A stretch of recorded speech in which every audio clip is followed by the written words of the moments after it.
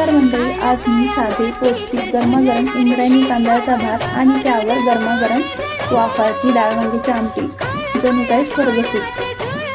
तूर डाळ 2 ते 3 पाण्याने धुवून एका पातेल्यात शिजवून घ्यायची। मस्त काटेरी वांग्याचे उभे काप करून घ्यायचे। एका पातेल्यात 2 ते 3 पळी तेल घालून जिरे फ्राय करून घ्यायचे। त्यानंतर 10 ते 12 लसणाच्या पाकळ्या ठेचून त्यामध्ये टाकून चांगले लालसर होईपर्यंत परतायचे। कढीपत्ता, बारीक चिरलेला टोमॅटो आणि वांगी घालून परतायचे।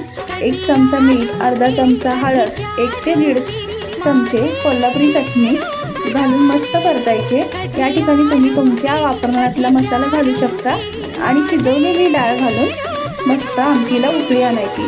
बारीक चिरलेली कोथिंबीर घालायची।